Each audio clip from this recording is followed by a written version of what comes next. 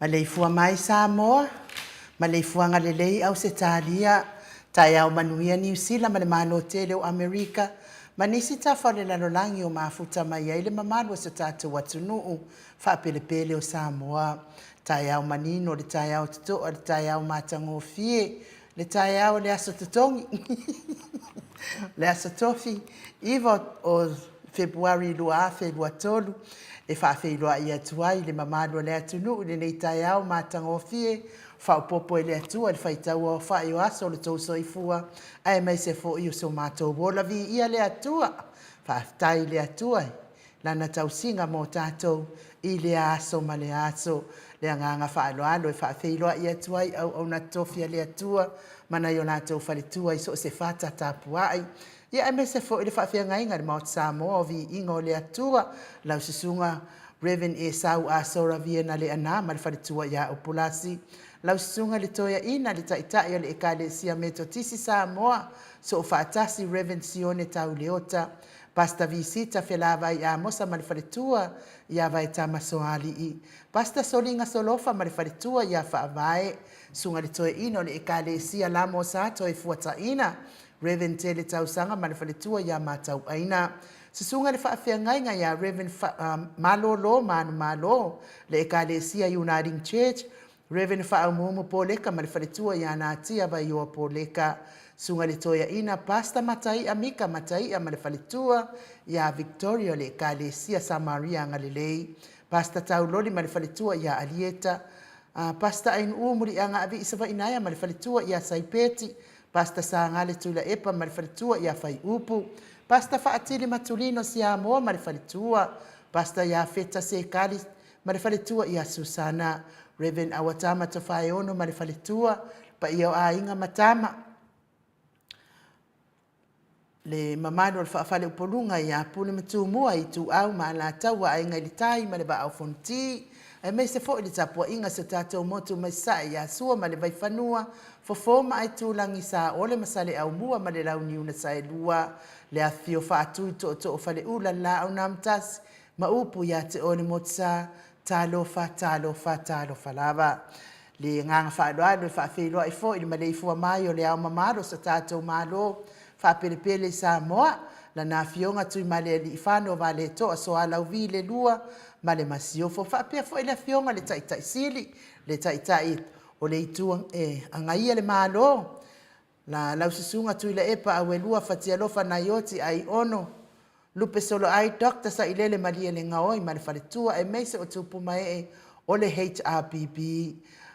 Professor Dr. Afuala Luanga Lau, whale tauloa manu wood sa lele ma le whaletua e meise o le mamaro le atunu o lo langolangoina pea le tautua Samoa. Good morning.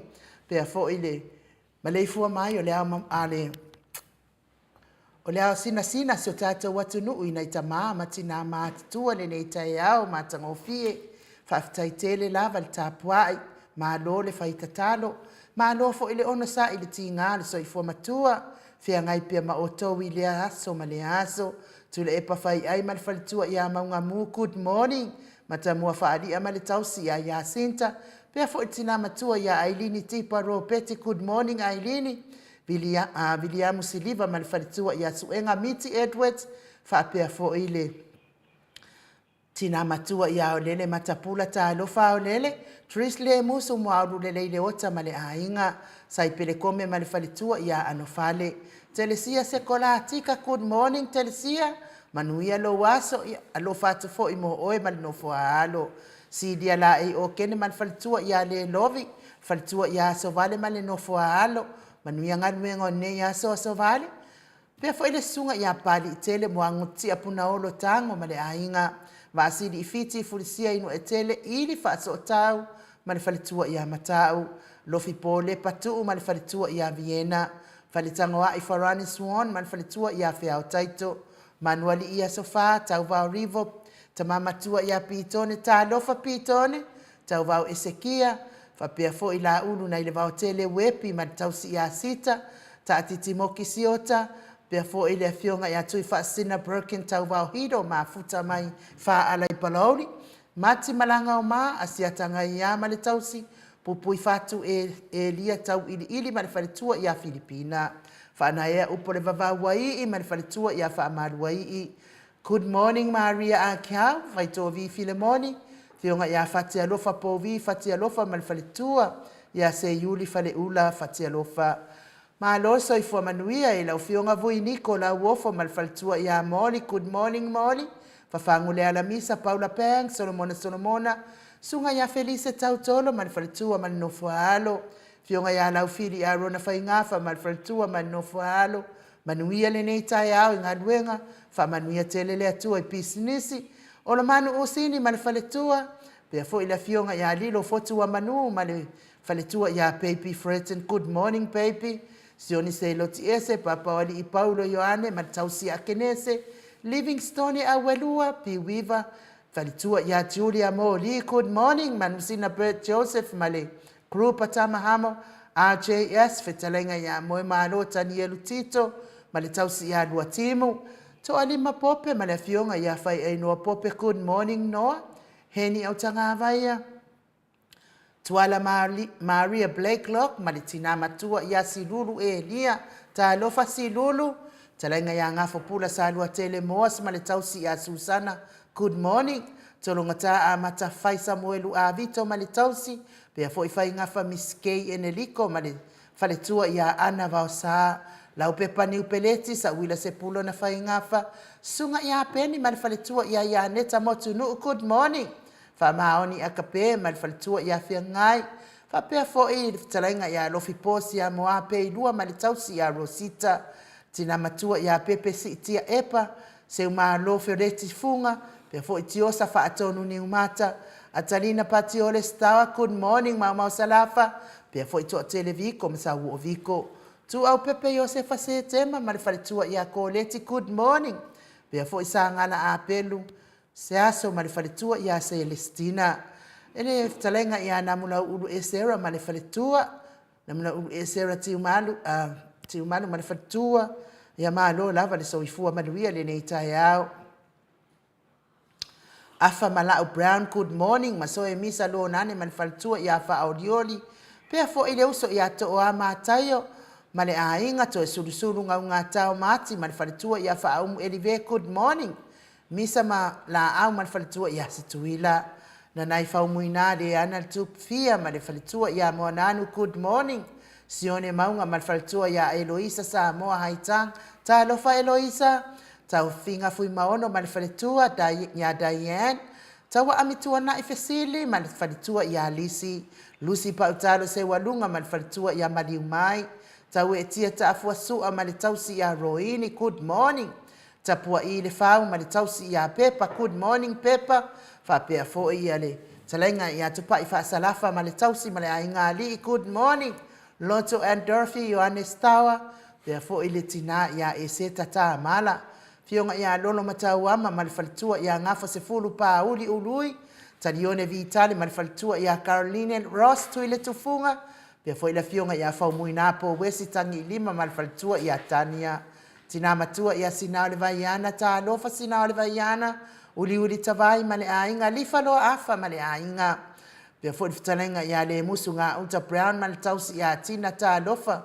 Le musu matina. Tupa ia le vaililingi mau moananu, ma le tausi ia Marina. Pea fo isa ili vau ma Prestene. Fitalenga ia ulungia vailuanga se upule. Ta mamatua ia se iuli lango ma afuta mai New Zealand. Pea fo ile sunga ia lau vau ma afuta mai Kalaistete. Le Ekalesia Ruti Hill, Meandret i nei ma la ne tapua inga fata alo fatu. Leo voli tufunga. Ma le tausi ia natia ma afuta mai Samoa. Whamanuia lea tua i tuatuangia na to ese atu ai. Liu ngata hal tau whaad tau langi Robert Stewart. Tau le afoa ma le tausi ia lo minga good morning. Pea fo iono fia na au mamanaia ma le fionga ia Sula Daisy. Whaata alo whaatu le nei tai au. Mai se o paanga malava le Mount Samoa vi inga o lea tua. Leo maa ua mta ua tau swafa nei tai au au lo maafuta mai. Ia whaata alofa ia te o tau lea nganga whaaloalo. Ma lo lava le soifua manuia. Ia me se fo ila ko ngai. E maka lai pulpula matatasi mai. Ia whamanuia atu lea tua. Leo umana mai le luia. Dokta. Sailele malia le ngaoi. Ia o mai loa kurioso mai loa i whafo ma ia kulo wa Samoa. Kurioso mai loa i whafo ma whale wila eli ngai ko ke moru ai ai o mai whailoa mai o tau fōringa ma whailoa mai ko wingoa. Ia ma ko wo ko ke ka elelelei ma whamangongi ia ma tau woe. E ka ia i le mamalua Samoa. Po o whio ni oka la ia i whale te leo. Le fionga tai sili ia po o whio fo i o penko le lalolangi lai. E penka i tupe. Ai po o whio fo i ia. Ia whanua lea na whaatau o stunda e paisaina. Lea lawa au mai le lu ia tuila e pai lea son nafi. Ia kurioso mai roi whafo i o ka elelelei ma oe. E whamatala ia Samoa mea lai tu ai so ia kou ke pepelo ingan mamalua lea tunu. Lunga na mātou apio fōlinga whaaftai li wha wheilo ai wha alo mai la ua fionga. Tui wha sina broken tau vau hiro. Ia oe au sifi. Nā futa mai wha ala manuia lavane. Ia leko e kasi al masinga. So o roa mal masinga fau. Lulu roa male avangi ukingi. Iwa umaloa whakurioso mai whafo ai whapepe umaloa. Vinesa Arieta tā māpua, good morning. Pea fo i le uso ia whaalua keaula, good morning. Tau salan mota. Whapea lea fionga ia to lea foa ma le sunga i le insinia ia mai. Pea le tatou a inga HRPP ia manuia le ne yaso. Alofa atu blue heart tele lango le HRPP. Limu fonti fautua ali i talataina ma lo soifua maua lau sunga tau sala. Ma le afionga to le afua manuia po kalame ia o lua. Ma le au whai ngā ruenga ai meise ata noa mai Samoa whaaftai. And my best, Josia Leau, whaaftai le maafuta mai. Le afionga i le whalitua ia so vale whaalava au vi ia le ali. Lua afionga to le afua ma inu ufa pe le sunga ia mai. Tātou pāanga maasani ai meise le Mount Samoa vi ingo le atua. Ma le Maleifua mai Samoa. Au se tālia ma lo le usu. manuia tele tatou pokalame nei tai au matangofie mai le atua. Mai le atua. Malo le usu manuia tele tatou pokalame nei tai au matangofie mai le atua mo i tatou uma. God bless. Tapua inga. Ia o le pati. Ia whapea fo i lima matua lona winga o lo o mawalunga le anga le leo le atua mo le whaletua i aso vale mani no fualo ai mai se telo Blue Heart lango ina tato HRPP le whetalainga i anamu lau ulu tiu malu e Sarah liu fau ma futa mai fo i nei tai au ma lor so i fua ma le langi mama i lau fionga to le fua tau sala inu sunga i a Mike ma le sunga ia ata noa fa manuia le atua i le fa fonga anga Samoa i so se tafa o le nei lalolangi. Ma ia fa manuia fo i le atua i le Mount Samoa vi ingo le atua fa manuia fo i le atua ia doctor tu la epa sa ilele ma le ngoi fa pe fo i vaenga fa fai le RPP alo fatu i la sunga inu ma le no foalo manuia le nei aso na mula ulu ti umaru li fau e sera ma le no foalo fa taitele fa pe fo i pesi tuala ta alofa so i fua manuia ma futa atu Weymouth o Kelangi New Zealand ia fa taitele tapua inga Blue Heart lango le HRPP fa taitele lava pesi me nise arieta ta ma pua fa aita ta ya manuia fionga to le foa ai nu por kalame matango fes sunga ya Mike mo pesi pesenga matango fie vi ia le atua ia ma Blue Heart lango le tato HRPP fa taitele ngaluafi sau foi fa talo fatu lo a fionga to le foa fa peale la le leo sa Samoa ai nu fa pe fo ile tato insinia ya Mike manuia le tato por kalame le ne ya so fa taitele anga luafi wa ngu fo fa se kaika sina Burton fa taitele ma futa mai nei por kalame manuia por kalame. God bless tapua inga e mese langlangoina pe o doctor tu ile epa male HRPP fa taitele sa fa inga reu pena ma lo so i fua faltua ai nu manuia tele por kalame ne ya so alo fatu in Brisbane manuia fo ilo wasa sa fa inga reu pena tina matua ya se malo fereti funga. Good morning Mount Samoa vi ingo le atua ta alofa fa ta alofatu suafa manu malo Yesu Karisto nei tai au lua fionga to le foa ai nu fa pe Mike malo so i fua manuia ala fa mai ni manuia mai le atua vi ia pe lo na alofa ma lo na ngalele ia fa manuia le tele le atua le tatou po kalame nei tai au lo fatu fo ile fionga tai sili doctor tu ile epa ma HRPP lo fatu. God bless tapua inga Blue Heart tele lango le fionga le tai sili ma le HRPP fa umu eliveso i fo manuia le nei tai au matango fie la wa fionga le tausala Mount Samoa vi ingo le atua inu le fionga ile tapa au fa sina to le fosunga ya Mike ta lo fatu fo Samoa ya papa stui ma le HRPP pe fo ia fualo ma ata noa ma lo fa ma losi ma lo le usu fa ma lo tau tu atunu manuia tele po kalame nei tai au Blue Heart tele ia e mai se fo il tapua inga se lau pasene fa tai tele lava i te ol faltua ia manuia fo ilo waso mai li pine ta lofa lava ia malana hat tele fa tai roya su tai au manuia HRPP ma le tapua inga ia la Blue Heart fa tai tele so vale fa lava au ma lo le usu fa aumu alo fatu uso. God bless ia fa pe fo tio lui ta lo fa Mount Samoa vi ingo le atua nei tai au fo manuia po kalame manuia lo waso tio pe fo i pentito pe telo so i fo manuia i lua fionga Blue Heart lango le HRPP nunu fa sina ke pa wa asu so i fo manuia le nei tai au fo pa ia mawalunga po kalame i la fionga i le tu ya ana ave au malanga la fionga le tapa au fa sina fionga ile to le fo fa pe fo ile tausala ya nu mai sele insinia ya Mike manuia po kalame nei tai au fa taitele la manunu fa sina ke pawa manuia fo ilo waso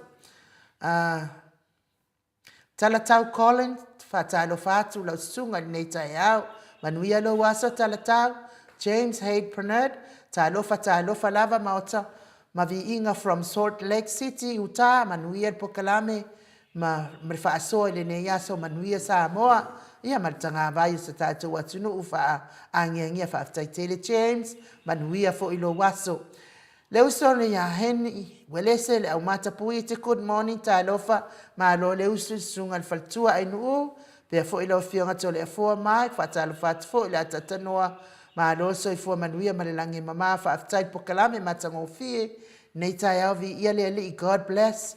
Alo whaatu, Blue Heart, ia e mai se fo i tapua inga whaaftai tele heni, Luka Paulo, whaaftai mo whaamanuianga manuia fo ilo waso, to a mātai good morning, ai nuu matole a foa, manuia po kalame, God bless, o le Blue Heart, ia e mai se tapua inga whaaftai langlangoina, tatou HRPP, tiute, a whaese, manuia po kalame, ilua fionga, Blue Heart, e mai se tapua inga, whaaftai tele tiute, ia whaapea fo i PN nu tofi, Blue Heart, se laupasene, ia o le mea tāua, ia o lo se laupasene lange, anga leo le atua mo OPN, ia e mai se lango ino le HRPP, se laupasene foi. Felice fatalo fatu, Felice Ioane talofa maut Samoa vi ingo le atua, manuia po kalame, ne tai au fo, God bless, manuia fo ilo waso Felice, nunu faasina ke pawa, wana Blue Heart, ia e mai se fo i tapua inga faaftai. Angela masoisoi fua manuia, lau fionga tole fua, maatanoa, malitausala ain un, maut Samovi, ingo le atua, God bless you all, manuia po kalame, nei tai au faapele tali ia Mike, maafuta atu i melepone faaftai, Sianava, te vita, kioa Sianava, so i fua manuia lau fionga tole fua, faapele tausala ia ain u, manuia faasoa, nei tai au, oko. Ova larkelo Blue Heart Sianava, lango le tatou HRPP, ia ai mese lava le fionga taitaisili. A fua mātai o mālonga lue, mālo so i fua manuia, i lua fionga God bless, ta pua i atu i New Zealand, nei have a great day, fa pēnā fo ia fua, manuia lo waso. Whaatangi, sai, ia whamalulu, atu ale malo le atunu, upe ale saona, whaaleo to suafa, whaatangi, sai vaise, good morning, manuia le aso, whaaftaitele, ofo Aloisi, manuia po kalame, ne yaso, manuia lo waso, whaaftai ofa, manuia fo ilo waso, God bless. Sam Sela Mulitalo, morning ainu uma tole a foa, whaaftai, papea fo ia, na mulau ulu a foa sunu maalo tausala, so i fua manuia talofa tole a foa, wha manuia le atua po kalame whaaftai tele. Maalo pere sauma, morning, kiri ropo sa o au whaaleo ina lo suafa maalo. Morning ainu uma tole a foa wha maalo si nei tai au manuia po kalame, Blue Heart, lango le HRPP, mese le fionga le taitaisili. Luaiva ai ono, plastic, o le Blue Heart tele, mai se tapo en whaaftai tele lava luaiva, pa manuia fo ile atua. Taiso ngia good morning, manuia po kalame, maafuta atu i Christchurch, ia manuia fo ilo waso tai, pea fo ia sililo sa vea soi poasa, God bless, mautau vi ingo le atua, ia manuia fo ilo waso sililo. Anitipa salaina fue, malo le soifua, ia malo fo le soifua manuia anatipa, sa Susana misa selu ta'avili, Susana misa selu ta'avili morning, mautau vi inga o le atua, fionga tau sala in ufa aperta pa ufalsina ya tolefoa, tali ia Mike, a mesele fionga le atatanoa tisa, manuia po kalame, moli atu alo faanga taisili ya Dr. Tula Epa, Tula Epa fa apea le, ya faipule uma le HRPP, faipule uma le HRPP forever, HRPP forever, mana Blue Heart tele, whaaftai tele, lango ino le HRPP Susana, manuia fo ilo waso me se fo ile anga lei te sili. Asiata ku kato I maunga fa taitele mo mafuta mai nei tai au. Se le sa ia feta good morning beautiful tau sala in uma le sunga le apostol oka. Ia to le fo ma le insinia al pokalame fa manuia le atua nei aso. I paanga uma ai mai se o mātua vi ia le ali I manuia pokalame blue heart ai mai se tapua. Inga ia o le mata o tusi lea se wafu se ko kele se maka o kusiko le fo. Ia mata o tusi lea mo fai ona mafuta mai nei tai au fa manuia tele le atua mo o to uma lava le nei tai au. To le fo ia le nganga fa alo au le mai spese se vi ingo le atua. E le tua lava le whaafeilo ia tu la wafionga ta pa whaasina, fionga tu ia ana ave au malanga, tama whaasau le tu malo, le na tu ina tu ia iao tonu mai pea, o le whaululunga le ainga malosi, ia a o le talenga fo ile, la ulu o le taulau niu, presidente o le ekalesia katoliko Samoa, Roti Hione, ia o le autustusi o le pole anga wha katoliko Samoa Paramata, malo lava le so I fua manuia nei tai au fo malo le usu malo fo I le whaatoa to le fua ia whaftai whae nu le ue whaatalofa mai le ngu masani wa fo le whaaloalo whaafonga fo le malo le atunu ia me sidin ta ua mo tato maftanga I le nei fo o le fo o le atua mo tato nei tai au ia praise the Lord hallelujah whanonga fo I le to tele mai fo I le to maftanga le nai tua le vai ia papena fo I mātou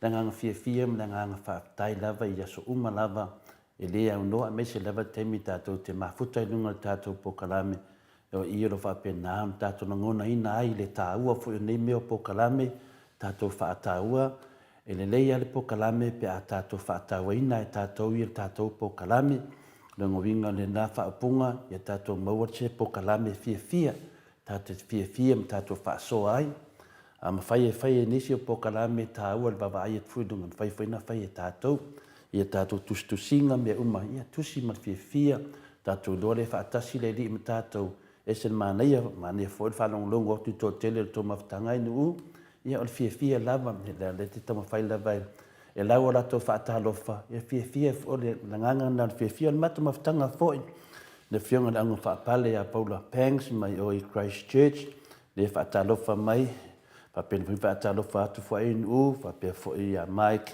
ia mana ona vai ia manuela fo whaatalofa atu foi fionga te sili a Dr. Tule e patasi le me sinin tāua o le tele lava o temi tātou te tau wai le suafo le tua lo tātou au wai whaatasi ma le tua temi foi tātou te tau wai foi na tātou won a inga le lava I mo I lava tātou te leo whaatasi le tinu a le tātou te whaatasi lungo le nganga o le tua se le tāua me le whaatawa ino ne meo whaatalofa a wane I mahamahi a te oe se upo te lafoina e halo ili stangata manero naso fia pe whaida tātou whaatalofa foi le fionga te sili a Dr. Tule Epa ia wa bea whaile ma mea whailoa hai le tātou nganga whina wina whaatasi maneta ma ia le tātou whainga malo lo I nei le whainga malo le sala ia mamafa le upo le sala ai le sisi upo whaina sui ai I le whainga malo nei o le soli whaavai soli tu la fono I tātou sai foi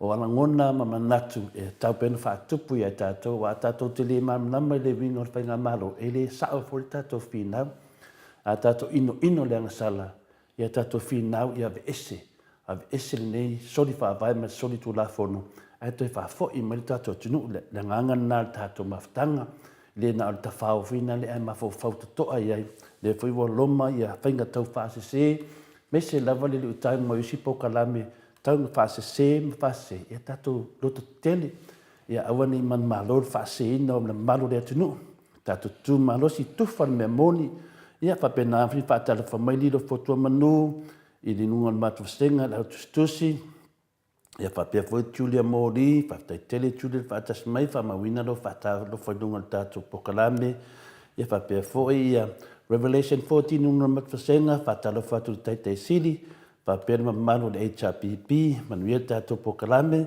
whapea foi sunga ia Solomona whaftai whaatasi mai ia mona tatalo mlona whaatalofa ai mese lava na Blue Heart ia whapea foi ia Maliu mai, pautolo, whaatalofa te atio rua mātua, mālo lawra whaamalosi tātou mafuta ni yaso, tile sa maka lunga le matuasenga, whamawina lau whaatalofa sis lunga le vasenga, upulasi mawala lau whionga whare tua, mālo soifua malalangi ma, ia whapea fua ia sieni se loti, whaatasimbai lunga le matuasenga, ia le whionga taupo ia miti Edwards, good morning everyone, baby Ferdinand mai a wai le fui lunga le matuasenga inu, ia whapea fua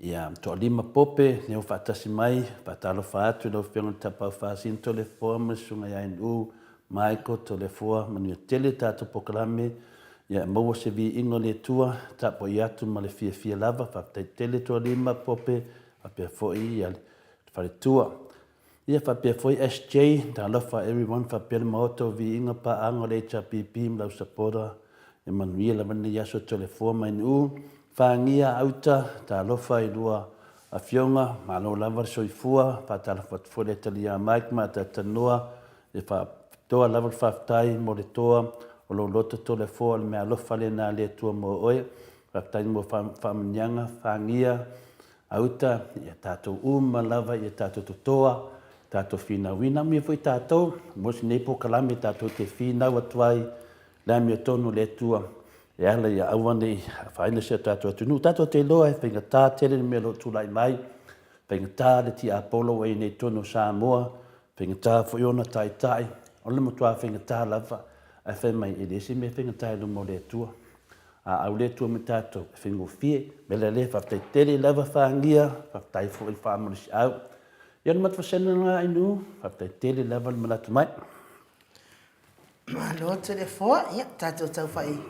Feo fofata I le alofa ma le anga leo le atua ne e ui fo ina le umwhai ona tustusi mai ia tama ma tina maatua ia tatonu lo tapua I mai pea I whaiva matiute o le nei tai au wha maa lor soifua manuia ia mai ka mai se vi inga o le atua tātou te whailo ai ia wha sauni mai fo I le maalu tai au mo le nei tai au.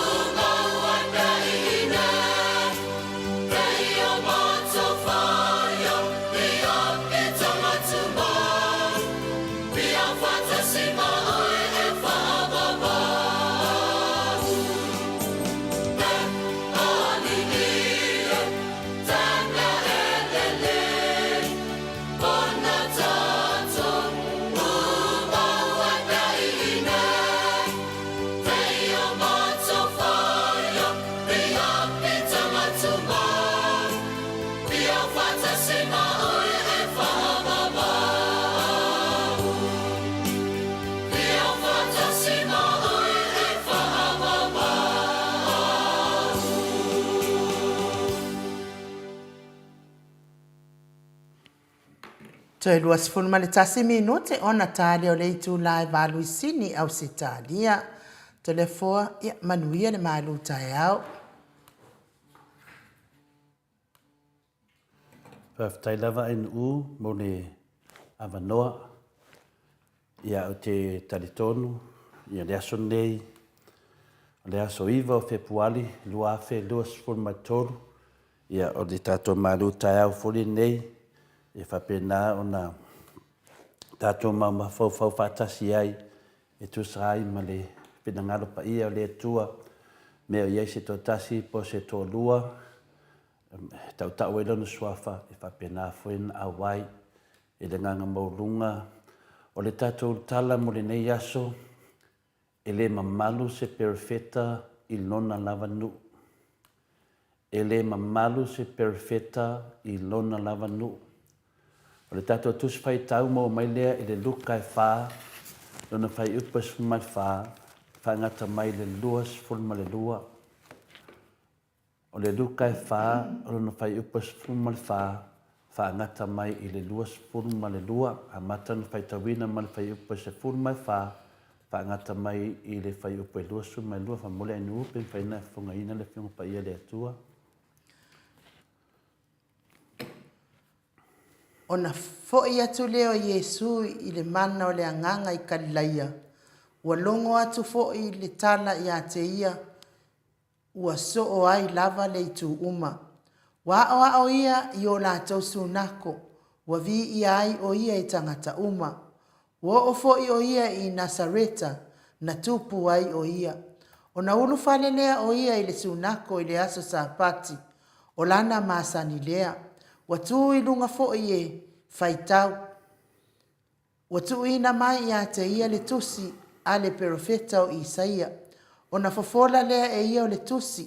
Ona mua lea o le mea watu usia ai le nei upu. Ua i o lunga le anganga o le alii. A wawa na faa umai ia te au e fola le tala i le lei ie mativa. Wa awina mai au e ia e faa malo lo i e loto momomo. E talai le saolotonga i le tafianga. Ma ia pupula mata o e tawaso. E tu saoloto i e ua faa sawa ina. E talai le tausanga i fina ngalo ma lie mai ai le ali. Wa ta ai e ia le tusi. O na tu atu ai lea i le au auna. Wa nofo ilalo. O na pula toa mai lea ia te ia o mata o tangata uma le sunako. O na a mata lea o na fetala iatu o ia te ila atou. O le aso nei ua taunu uai le nei tusi. O tou o faa longo ai. Ua la tau vivi uma ia te ia.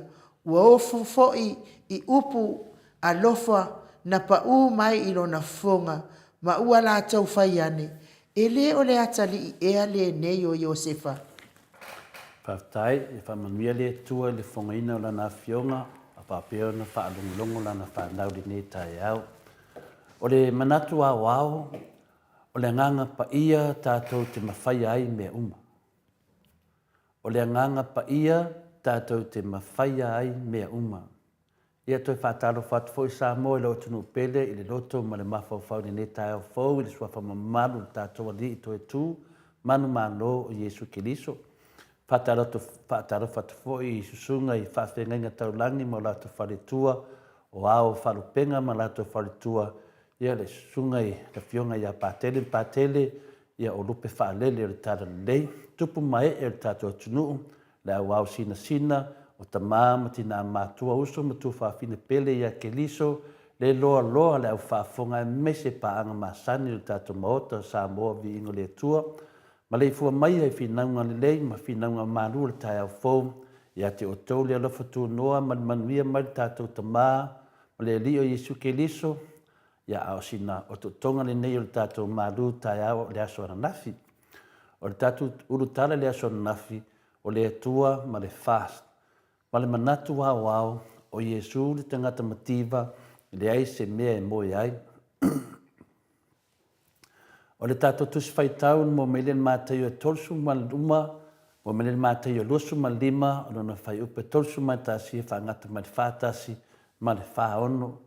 O le whataoto e winga i mā moe ma oti. O le whataoto o le tala i mea o le ate tupu li luma nai pe atoe a whio mai Yesu. O o le toe fio mai la o Iesu, o le aia nofo iai, le nofo whamasino, lona nofo ali mamalu, ma ia wala wina ai loa le atunuu mamalo le laulangi a toa ai ma tangata uma taito tasi i ona luma. Na ia tu ese ina ai loa leo ma moe i lona i tu tamatau, au oti i lona i tu anga vale. O tangata o siustai ma wha maoni o e o le i tu tamatau, au tangata wha longa tata maulava vale e o i le tu anga vale. O maa moe lona i tu tamatau o tangata mi o tonu ia ua wha manuia ina ua feta lai ai Yesu. O maia o tau ua wha manuia ina e lo tama ia whai mo o tau tofi le malo o saunia mo o tau taru na wha vai ina le lalangi. Maa tei o lua suma lima o whai upe whaas furu. A wana o fia ai o na o tau avani ai leo mea ai ia tea. Na o fia inu o na o tau avani ai leo ni mai o te inu ai. Sa whai au matangata ese o no tau talia lea o au. Na o le lavalava o no tau wha ofuina lea o au. Na o mai o no tau asiasi mai lea o ia tea. Na o ile fale pui pui o no tau ane ai lea ia tea. Whai mai le whai upa tausu ma lima ma le tausu ma le onu. A oti po tangata wha alongo tā maulava vale lo i lona i tuanga vale. O ia whetalai atu iai o tau ua wha whanoina o ese atuia ia te au i le afi e whaavau. O saunia mo le ti apolo maana a ngedu. I le mātai o lusu ma lima non whai pasuma le ono ai sea. A wāwa la tau le whātaunuina le whina le li. Whāpeo na whaia e tangata usi tai ma le ami o tonu.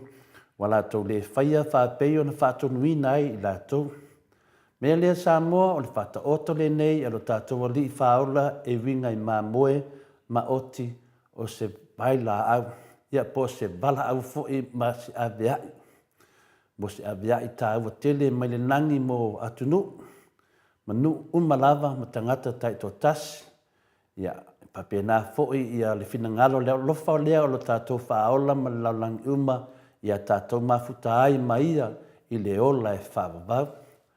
A fia whaile mālo le langi mo tātou tofi e aon suia.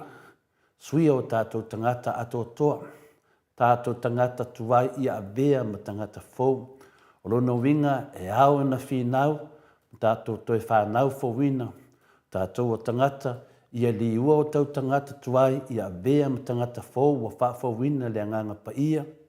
Ia pole born in the spirit. E whapena fo ia na whanau fowina o tātou tangata. E ao ina whamamaina mua o tātou loto. E ao na peritomi ina pa o le loto a wā ua matua a fi i mea leanga umama tuina nau o le tino. E le mawhai o na whanau fowina o tangata se vanga nā ua peio sikionga pae ma le pae o le tātou loto.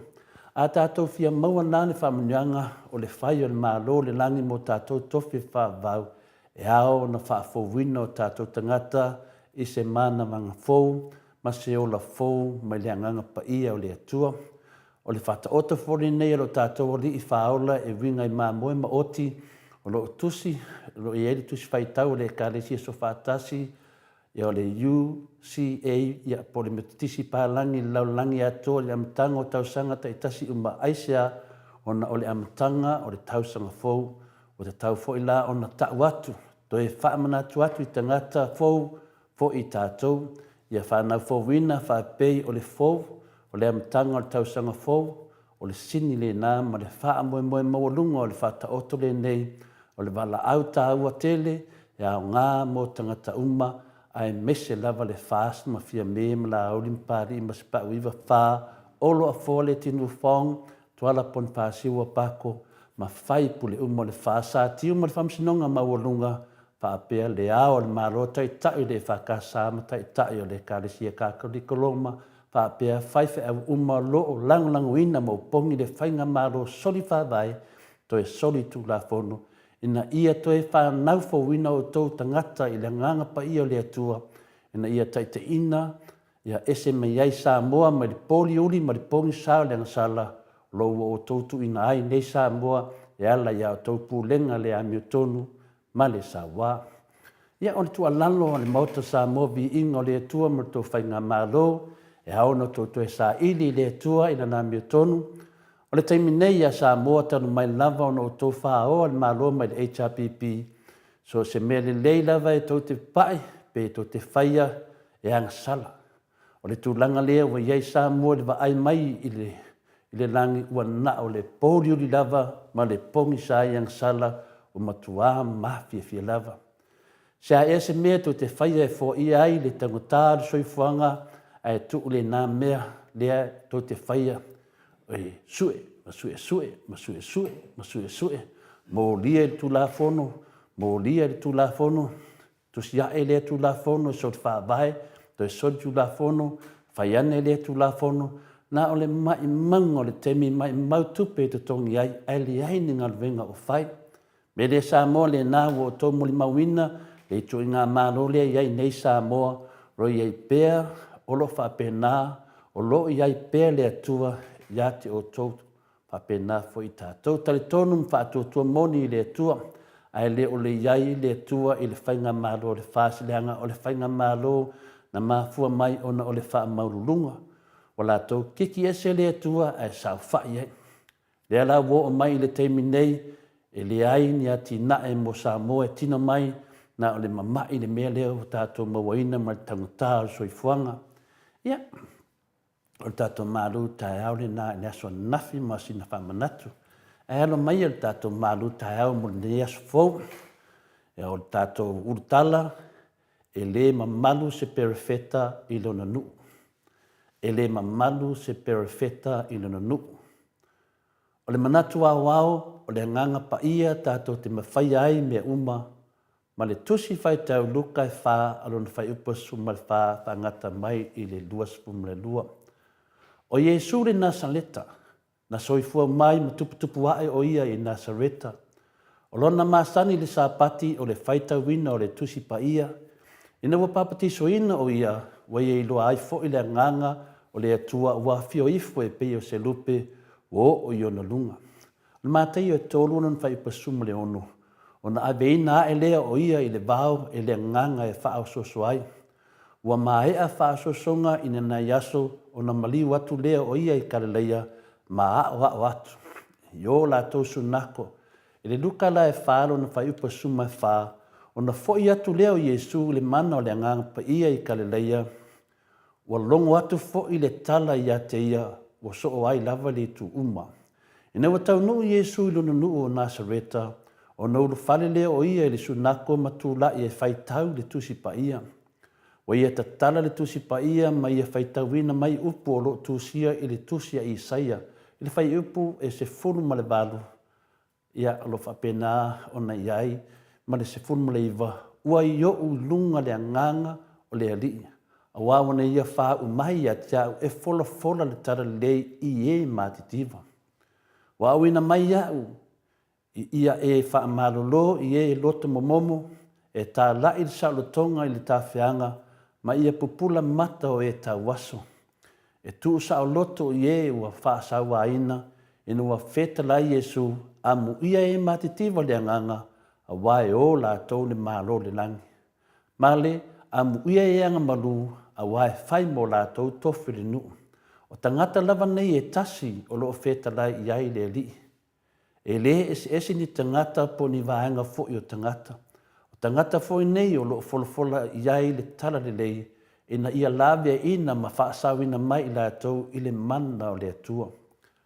A o le whatanu ina la e le atua lo na whaasawina mai o lo na lave ina mai o nei tangata po tātou fo i. Mua i ta lepe ma whaumatia le atua tātou loto i manao matuina nau. Na ia tātou langona le maftia ma le tingā tui ona o le loto o nuti mo moia. Ona moni loan lea o tātou ai oi ma le whaatonga atu le lii ia labea i mai. Whai mele amatanga o le whai upasuma le valu. O yo ulunga le anganga o le lii. A wā ona whahau o mai a tia. O le whasiri. Whapewhea o tātou maua le whaunga. Whapewhea o tātou maua le whaunga. O le nganga pa ia mo i tātou. O le pasiri le nā. A wā o lea ua wheta lai mai le li. Woi o lunga le nganga o le li. A wā na whāhu mai a tia. O lona winga se ilonga e whāhu tātou e le tua. E whapewhea. E whapewhea na whāhu tātou e le tua. E whauwina tātou e le nganga pa ia o le atua e ala e le whanau fōwina po le pōna ken o tātou tangata. O le ale mea o le whanau fōwina. O lona winga o tuina e le atua se loto fōu. Tu e le atua se loto fōu ua sili ona le lei matoe a me tonu il sila whanga le atua. O le si fo i la pesili, e whape feo na tu e le atua se loto fōu i te tonu se tangata pe a whai e le manao i ai le tangata. O se tangata e fia maua le loto fōu mai le atua, e ao na peri tomeina mua mua.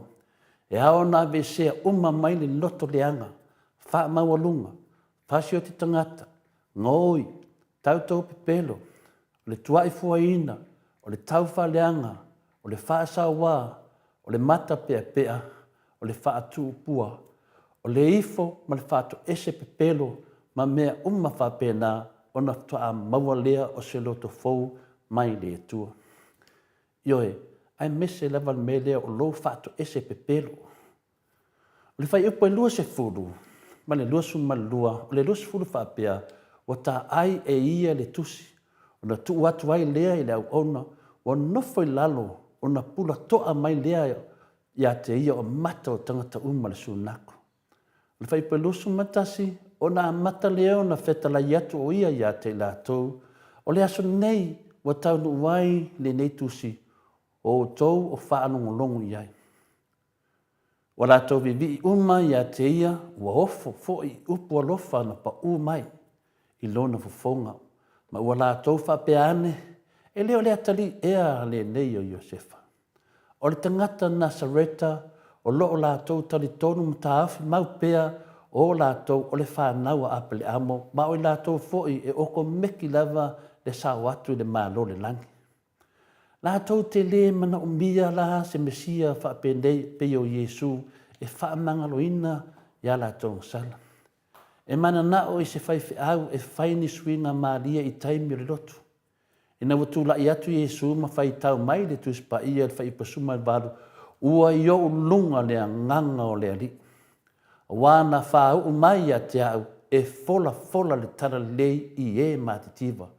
Wawina mai au e ia e whaamalolo e loto momomo e tā lai le saorotonga i le tāwhianga ma ia pupula mata o e tā waso. E tū saoloto i e ua sawa ina. Whanongo atu le au Nasareta wai lunga lava Iesu. E whai tau fua lava lana tusi pa ia, a o lea wa tele fesili i loto tangata Nasareta. O ai ia, e tutusa uma lava tātou, o ai na ia. O ia o lea tali o Iosefa le kāmuta, e leo se alo o lea tua. E musu lava leisi Nasareta e pito i lunga leisi Nasareta. E la ngona i tino Iesu le whale tonu lea wa sau wahi i tu tonu o le sunako. O na ta ai lea ma tā puni le tusipaia, le whaipa lusu matasi. O na a mata leo na feta le atu o ia te lātou, o le aso nei wa tau no wai le nei tusi. O tou o whaanongolongo ai. Le a le winga, o le aso nei wa tau no wai le tusi, o tou wa whaalolongo ai po whaalolongo ai. O le winga Iesu wa iai le nganga o le atua, ma ua whauwina ia e le atua, o ia le alo le atua, o le nāu o tau whalongo uma iai Nasareta. O le tāponia, o le tuspa ia, o lona whaamtalaina po lona whawinganga, e le o matala mata, ma nganga o tangata Nasareta, e le winga moni o le tusi lea na whaitau a Iesu. O lo tāponia uma o la tau loto, e le fia talitonuina le tala lea sa whalongo ai, ia Iesu. E le o le atali ea le nei o Iosefa. E le o le atali ea le nei o Iosefa. Io e Samoa, e le tale ina e Nasareta o Iesu le halo le atua o whaawina ma o ia foi o le Mesia. E tu tusa lava ma Iesu, e le mamanu se perfetta i lononu. Me le Samoa, o le whaalau tele ina le nā, o le tātou tusi whaitau, o le tātou lutala, e le mamanu se perfetta i lona lava nuu, po lona ainga, ma le manatu a wao, o le nganga pa ia tātou te mawhai ai mea uma. E taritonu ni mauto Samoa vi inga le tua, e o mai lava i le teimi nei o loo vai na pe Israelu po le nu o le tua ia Yesu. E taritonu nisi o Yesu lea na valo ia e perfeta lea na maliu matoe tu mai o ia fo'i o le Mesia. Pai mai ia nisi e le i o le teimi e fia mai lo tātou Mesia. O le tātou lutala la e moni ma whamaoni, e ui lava e le mamalu Yesu i lona nu o Nasareta, ai o tātou whai tau mai loa me te tele ma wawenga na whaia Yesu le mana le nganga pa ia. Tātou te maua le whaunga po le whauwino le nganga pa ia i o tātou tangata, pe a whai tātou te toe whanau fōwina. O le whanau fōwina o le loto fōu lea mai le tua, wa ato toa na le lei ma mea tonu le sira whanga pa ia le tua.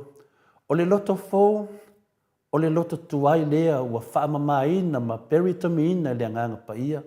A whai wa e whaia nā mea uma, o na e mauti no lea wa ia te oe le nganga pa ia le tua, e ma whai ei o na whaia mea uma. Ai a whai e le i peritomina wha le nganga pa ua lo loto, o lona winga e matua mawhia fire le anga o iai. E le ma whai foi o na suia lo tangata vea ma se tangata fōu, po se ua whanau fōwina. E le ma whai foi ia te oe, e le ma whai foi o na ia te oe le nganga pa ia. A whai ua leo ia te oe le nganga pa ia, e te whiu e ngā lue ma ati ai. E le fua mai whaapei o na e manao iai. E te ngā lue fua. Me le Samoa le 5 sumalimaru tausanga le HRPP, le tai o le malo Samoa, o le 5 sumalimaru fo ina o tausanga, o ina mga lue ina i le nganga pa ia o le atinu. O papenan ina le tua matina e te tele, ma le ano a i o ngā luenga le lei, le wasapi e neuse o tātua atinu o Samoa, aisea a wasa a wai mai ai le tua malona nganga pa ia, na mawhai ai le fionga i le aro li ia wa ai, le toto li ia to filau, pa pe forte te silia tu le epa, ma le vaenga whao pai le HRPP o na ati na ina ma pūlea i le file mu Samoa. O le manatu a wao le nganga pa ia, e ma whai ai on tātou whaia mea uma.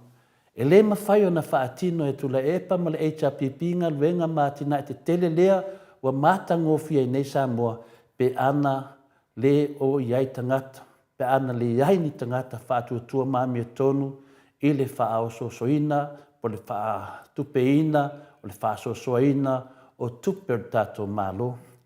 Ia, pe ana ni tangata, e le waai i tangata lautele, ai mese nei tangata vai matitiva, le oftu a maua nei ta avale, ma fale, ina ua iai ngā luenga whaavai teimi. E le mawhai e Dr. Tule Epa ma le HRPP o na whawhanga Samoa i tausanga e tele ia wa mamai pe ana le ai le fisoswani mai o le anganga o le atua. Le mea moni na. Le mea moni na na mawhai ai o na mawhai o na whai tele o mea le 5 suma le varu tausanga talu ai o na sa iai le anganga o le atua. Le ea fisoswani tele ai o le o tato wa ai fua le alofa o le anganga pa ia Samoa i mea le lei sa tu tupu mai ai, mati na e se o tātou nuu, lea o tātou baba ai ai, le la le lei o Samoa. Yo e lea Samoa, whaafitai lea tua, on o le neita mā, ia Dr. Tula Epa i lona whaatua tua mausali lea tua, ma lana ami o tonu la tupu lea, ma taita ina i Samoa, i le tele o tausanga. Lea foina foi e lea tua o le poto, ma le mahalosi, ai mese lava o le loto mama. Samoa ma le HRPP o le loto mama e whaafowina i pea o tau tangata i yaso uma e mauai le moe le lei. Ia, mo o tau ia le whainga maro sori whaavaeto e sori tū la fono. Mai mau pe ana o tau tali tonu i la mātou upo e tau longolongo atu. Se manu whapene iwa tele se swinga o si o tātou atunu. O le whaafitau li tele o lo whengai mo o tau ai o tau te lefi e tele ina wa le ai se atua i le tau whainga malo. Tau te whiu e wala au mao i le lotu, tau te le maua. Wa le ai se nganga pa ia o le atua i ate o tau. O ana whea na tu ua ai e le nganga pa ia ma le atua o tau. O ana whea ana whea na tu ua ai o tau le tua mdanganga pa ia. O ana whea na sola i se ai le nganga pa ia mo tō. Me lea, fia me mana auli sa tiu ma whamsinonga maulunga, ina ua o tau soli ina le aso sa pati lea na whai ai le whamsinonga, ina ia fau vale ina le malo. O nā tonu ana a mata ai lava, na o na se mea uma. E le to e sao mea se mea mana te me le to e ami o tonu lava so o tonga yo inga. Na o anga sala e whawhafa mai tua o isi ang sala, ma ua tau fia e lava e whaide ang sala. Fia me mla aulin pali i maspau iwa suma whātua la pon whāsia ua pako le tinu whaong olo foa, ma lasi whai pole le whāsa tiu ma le whamsinonga maulunga le ao le tātou mālo, o tai o le whakasā ma le kākoliko ma whai o lo langulangu ina le whās, o le whainga mālo le whās, wa tu la foina le atua o tau, ono o tau ta lepe masanga ta lepe le tātou whāwai. Ioi, o le tūte lava le nā o le mauto Samoa vi inga o le atua o le whaa leo atu, o le whionga pa ia le atua mo o tau, ina ia o tau toe mafau whau, masanga mafau whau atili ai, le anga o lea wa tutupu mai wha le tonu, matu ia male mtautia. O le tangata o le atua po le whaiwhi au, e le nofo lava wala au i se pale mia, e alu ese maritofi, E le eia se whaiwhi au, nofo lava wala au le pale mia, alu ese maritofi, ese i latu le isi pale mia, e le i fili ina i le atua. O whea la o iai le nganga pa ia o le atua i le whaiwhi au lea. O whea iai le nganga pa ia o le atua i le isi tai o le kalisia na to lava i le whale i atu le epa. Ma whai atu i atu le epa, wha maa vai loa. Fia me na aumi mta awha o lauanga sala tele nai lumo le atua, ma e le ma whai o na wha mangaloina. No wae wha o a wha malosi mai atu le epa le tofi pa le mia, ma wha e lava i lo uru. Aina o le atua e ta tau na whai le mele na. Wae se sopo fo i tiute mo le pule au le atua na ia tofi ai tu le epa. Masalo wa ngalo ia te oifia me o Australia o le tunuu e tele ai pom rang. O le ai o se nganga o le atua i se whainga malo o se whainga malo oki. O se whainga malo oki le nā o lo pongi sa lava mpoli uli e uwhiti ai i taimi uma. Le ai fo i masi ati nae e mawhai o na tino mai na o taua lava o loto ma whai lava le mea e mana o ai le whai pule ia. E whainga tā lava o na maua se vai fo o tau ngase. Me lea whās o na o tau ngase o le loto. O loto ma mai le tau loto leanga. Ana se i o tau talia ina le tua lalo mai i le whautuanga malosi a le polokalama le maota Samoa vi ingo le tua ia amata loa nei o na peritomi ina pa o tau loto se manu wa leva o no ese mai tātou atunu mai le poliuri ma le pongi sa lea to te sawa ina nei tangata nu o Samoa. Fia me o a fea e peritomi nei loto o le sui pale mia i le wapako lea na ia wha taunga oia. O lea lava e whaatali lea tunu i sau whai unga pe a whai na e fia pale mia ia whaali atu ia Samoa lawa mia tonu ma lou whai maa lo le lei. A o sina mia tonu foi se tasi se moa mai se i tau maa nawale lei ai Samoa. Na o kasa o ona lawa lo o pepelo ai lea tunu ia tote paa mana vaina ai ma manu o lea tunu o Samoa. Mea lea Samoa e mana o mia lea tua se maa lo e tai ma pu lea e Samoa i ona ala uma. Se maa lo e wha longo ona tai lea tua mlo na nganga. Se tai o le tai o le whās, o le tai na ia wha whewheina lea tua i lungo le tuspa ia i lana tauto pelo. Ioi, na tua wha whewhea le nei tai lea tua. Tauto pe pelo i lungo le tuspa ia. O le tai o le whās, e le ai se tua i lono loto. Na o le wha fōringa, ai le tali tonu le mana ma le malosu i le tua. Se tangai foi Samoa, matua le ai lava o se mea Samoa o tino mai, na o mea lava la uli malono nuu o tino mai i tupe le malo. A le nā tau te mate le aina ma ngā lala i le taunga tā o le soifuanga. Ia o le tātou malu tai au na nei aso. Ia i le manatu mawalunga, ia longo whangia i le atua, whaatupu, i te tono loto ta ma tina mātua, a wāre tāpua inga le whina wina o le amia tonu, e ala le tātou savalinga i le ala o le whaamoe. Moe whaftai tele manuia nei aso, whaftai tele aini mo le avanoa, mo le tātou malu tai au. Malo, tai lawa fionga i le tapau whaasina to le afua, mo le tātou malu tai au, tapina ina fo i o le malu tai au, i a wale whaafonga mai o le mamalu le atunu, i a tatunu fo i a wato, o tele fo i le au le fia le malu tai au. I a wama fo i o nā watu fautuanga, a le fia i le atua, e le ni upu ato le afua o upu mai le fiong pa ia le atua, lea na o faitau i nata. Faitau leo tele, mi faitau leo tele. Au ato te faitio ai ato le afua, e faitio le upu le atua. E le e au ngā mo tātou uma. A fai le au ngā mo oe, ia e au ngā mo isi, le wha fonga mai. Ia e mai se lava le fautuanga mo na ia se tātou fai ngā mālo, lea o lo o iai nei. Ia a fai lai, sanga whama a pēlo, ia whama a ai pēa o ia, au le upo le atua i te le tāo fia.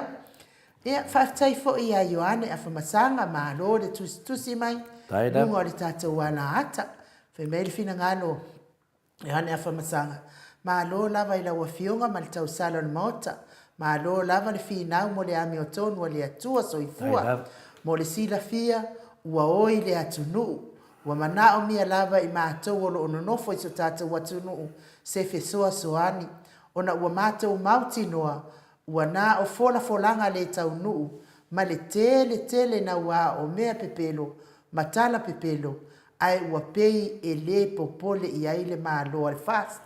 Ia, mālo lava le ona sa i a te oto uma. Mālo fo i le whaatoa, ia tatonu fo i ia sa o le lava o tau, o le mea fo ina, o le fo i tātātua i pēa, whaamanatu atua i pēa e le porkalame le maot Samoa vi ingo le atua. Ma whaelo atu winga le mi ngau o lea itu ai ngā whai ngā mālo e pelongi ai o tau. Whai mana ia fo i o le whina ngalo le isi fo i ta mali i lea sa tusi mai ma. A mai fo i si i mai la na mau wha pēa mai. Se i ka kukua e lano mea pēa mau mai mau. A lea fo i ia wha pēa mai. Ia langa lewa le maua le mau. Ia ai te le lopo o ai e wha aarua ngai le mau. Ia oilea lewa maua. O pelise suena mua le Ioane whawhai upo e sfunmal. Mua le Ioane whawhai upo e sumalima. O i lātou uma o e ita i o lātou uso. O fasioti tangata i lātou. Wotau i loa foi. E le ai se fasioti tangata i tū mau. Ia te ia le ola e whaavavau. Mana ia le mau a perise. Ia e a whaila nai te ita i lesi tangata. Ia o oe a o le fasioti tangata. E te le i whaatau no uina. Ia le e whetau e tonu lava le whai ngā mālo foi lea. Wai ala nei tua umitu la epa ma le ala le pule. Ona o le whita i atu la epa ma le ala le pule. O le mea la lea o lea nau atu ai tatou maluta e au. Se whai le mea sao. Whai le mea sao so ia le whai o mea pelo. Ia ui lea Mike ia au mai se vi ingo le atua salangi ai fo i le fio. Tore fo? Ioi, ai whina le o le tā ua.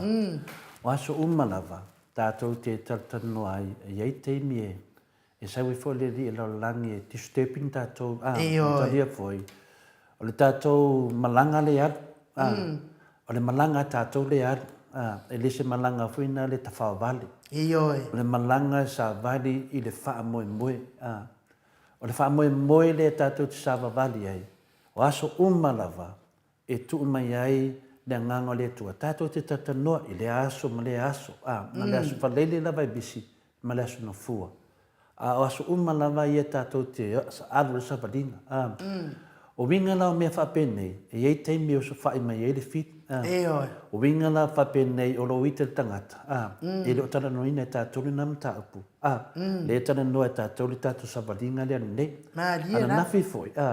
E se foi le tāupu sa tātou tana noa e nafi. Ma nei, e mena e tā ua i tele ia le tūnanga lea. O le tūnanga le tātou sa vali langa o le awhionga pa ia le atua ainu. E mamana. O i foi. O iei ta penanga, o sabalinga lan mauta sa movi inga o le atua. Leo tātou hanga i atu nei temi, i le tātou malo, ai mese tātou hanga i atu foi la o mai foi vei temi o puapua ngā o Yesu Keriso. E le mamalu la se perfeta i lona nuu. A le nganga tātou le nei aso. E mawhaia mea uma le nganga pa ia. Ioi. Longa winga la.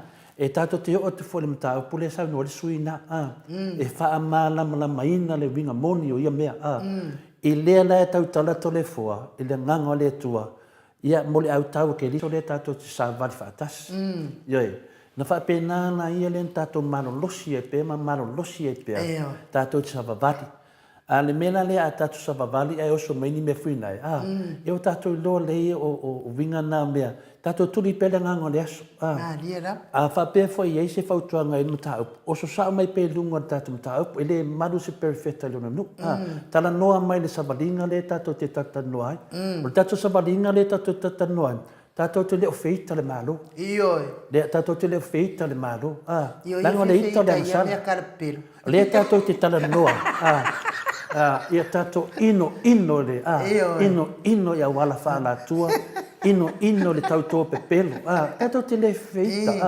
Ia tātou ingo le ansala. Mela nā le whamamama tuai nanga o tele o te mi e whamatala i le tātou sabalinga. O te whanongo pēa i mauolo mai e tangata. Tara noa mai pēa le tātou sabalinga. I le aso. Lenga i le tutusa tātou mau le aso ma le aso. Tātou sabavali. Le ala nā lo toi tamu whai atu ainu. Ia sao le tātou sabalinga. Ia le savali leia lisi lumatua ma lisi toi ina ke o whai mai. O le ita tangata. E lo relate le teimi nei i le teimi le sabalinga le nei. E le malu se perfecta longa winga. E te whai atu le Samoa. Musua lisi Samoa. Ia maulunga atu lisi Samoa. Lisi Samoa te pe whakangakanga sareweta. Ale winga le whamitalanga. E ma whaia mea uma pe ai ai le nganga pa ia. Ia pertu langa na i o te whaapopo atu ai ai nu. Te mi umalawa to te whaasoa ai. I ai a te mi o te whanongolongo i fo. O lo tam whaifo ti apo le ta tai e se tātou. A whaira leo tara noa leo so le portu fine le lita. I hono sai se yo o tu te me o le savalinga na. Na whamanama tu fo i lahi a lea. Peo le tala na fina le ai nu. Nanga leo te mai tauina pea. E se a te me watu le tātou whaasoa le tātou mawhtanga. Ai te whanongo tu foi. E se foi langona o tangata. Ia a tonu e se mele sa vadina ia. Ia ta tai tātou e mawhaia. Sana e munga i kua. E le adi au kafa. E le leile anu le tua te mawhawhau. A le lero kafa wa mamau atu. Pēr tu nanga na o te fiatari atu ai. E tusa. E le whapea o whai atu se nganga whinali. O te mana o te tai mei tātou le moa le ala. O tātou sabalina le gai. Mai, ia mai se vi inga o le atua tātou te mapo i fo i nei tū la, ina ua uma le tātou Paul Kalame. Ia whaso solo i ia le tātou manuta ia, whaso solo i perkat tātou Paul Kalame pe ona masani ai.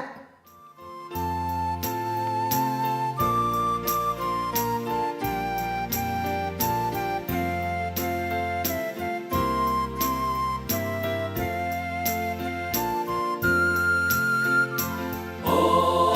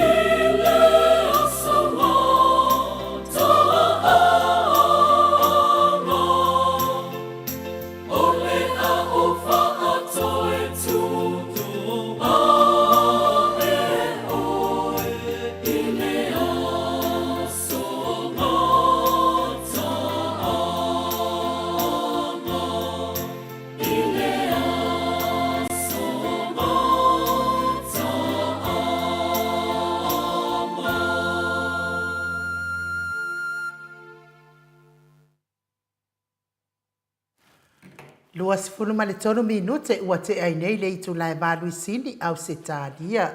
Le vi inga o le atua na o tau whaafonga mai ai. Whaatupu te le ai nai pea le ola wha le whaatua tua. E mā nei ai o mea nei o mafuta i vi inga o le atua. Po le ale whaanoa noa, po le ale le fia fia. E tafi e sea lava pe ata whaalongorongo i vi inga o le atua. I le ataimi ma le ataimi. Ia. Mo li fo fa malo ma fa tai mo la to uma tapena ina vi ingo le tua ma se fo tato insinia mo li fa ma wa lunga ina vi ingo le tua tono le tato po kalame mo Samoa vi ingo le tua fa tai fo mo la to ya to fa manato to fo ia le tato fa nga me alofa mo le fionga i le tai sili e mes fo vai fa fai HRPP Samoa status so soani ia wa fo ile tau tong ia o tatou lo ia o lo ia nei ia tatonu o le ala va se mea e te mawhaia ia o mea fo ina le a tatou mori atu i Samoa ia tau ai na ia whai taua e ai fo ile tatou angalele atu tusa ma le tele o nei whamasinonga e alo atu ia ile fionga taita sili ia o la lava e whai lava e la tau ia wai e totongi i tupe le malo ia la tau whamasinonga ia a tatou ia o lea lava e tangi lava i lima le HRPP ia tōnginga o whamasinonga. Ia o whea fo i se mea e a ia la tau e ave le tangi anga i aku ila epa ai tō e turi oso tō e au mai ia lo ia fo i ia mai fafo ia to tongi e tātou. Ia o whea la ni mea mo whapena a ua le wha o ngā le lo ia siri la ia i tātou mālo a wa o la tau e anga le tangi. Lono winga e mo i mea la e te tangi si ei la tau. A o tātou la le te te e le tangi. Le tau a watu le solo e wha mātua e la tolo i mata. E ta tau la o na tātou a apa atu loa i pālangi e lelei e la popo ato e mawhia la tau solo. Ia e au mai se i whamātua i loi mātou la waenga i e tang. Ai ala ia la tau e tangi. Na toi ole a toi au mai lo ia tau ngata. Ai pe a whawhawhea le lo ia le ana. Le afionga lo ia siri le ia i nei o le lo ia e tū mo le mālo matangata uma. O le mea le i lo ai. O le makua kala pepelo lava. O lea i tū ai ngā whai ngā mālo. O le mea le e whai e tātou, e tau te oi a mai ia lo ia sili, e whe soa soani i le tau whanana ina o le whetangi vavale, e kāngisi vale.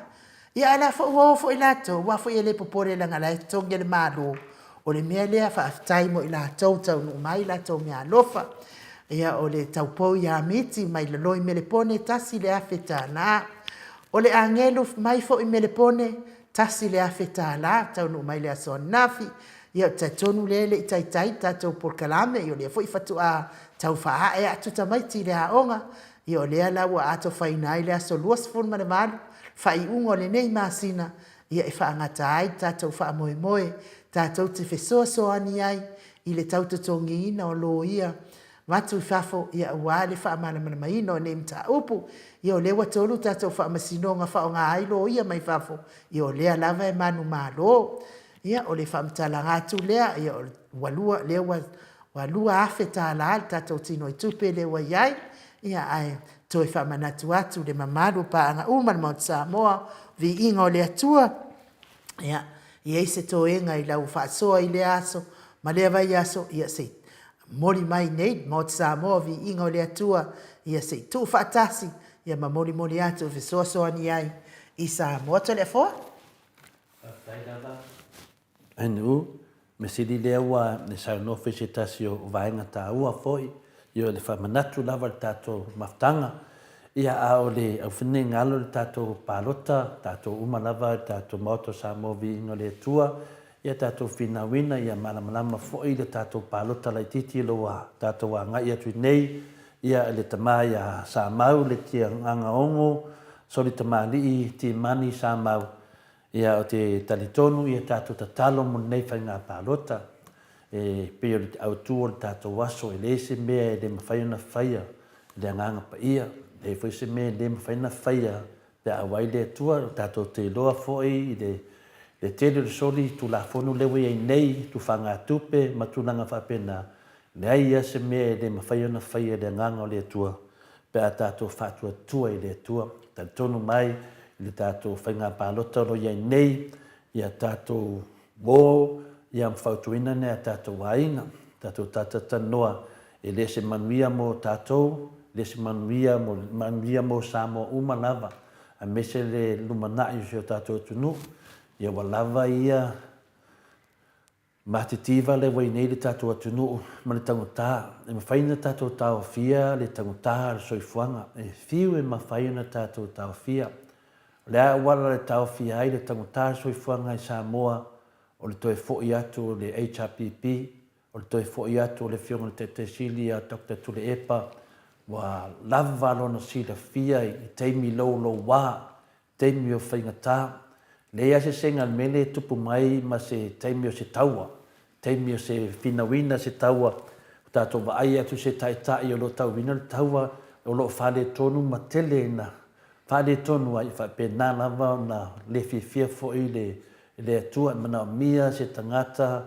ai me se lava tangata wa umana whaawina le atua mo ngā venga, leo tātou wa ai, wa sidinga, wa haru le lua tausanga, le ai ma se mea o tupu mai, ia awala le avea ia le anga tā masani fo ia le vaenga lea malatu mai lei masani fa meia, singa u lau kose lau le chief, ia tātou nan pālota, ia o tātou fo i mai nā, o tele fo i fita le atua o mani liwa i fo i nā, fo i purufanga ia, o le whai atu i sino tolu se lau lea, io he, o le temi nei, o tātou loa fo i le alo ai, tātou loa fo i au, wa fio e whai atu i le whai ngā mālo, a wase fisosoani mo o tau, i le eise mea, fio e whai atu le mea, i le eise mea, ia whaate atangata whai ngā renga, ia ta awhi whai ngā renga whawai temi, whai ngā renga ala tau tangata, i maura le leila tau, i whai whea ia tātou, me la lea, ia tātou loa ua fiu e fina le whai atu tufa se tupe o ai miliona i ana lato wholowholoina tu atu i tātou rima. Le ei se mea, ia nana mai a lua se lau, ia le manui e no tangata i e whinga renga. Ia o lātou whina whinga renga, o lātou whina le whai tala inga, ia lo tolu se lau lea chief, o lo tolu se lau lea, o lo ia.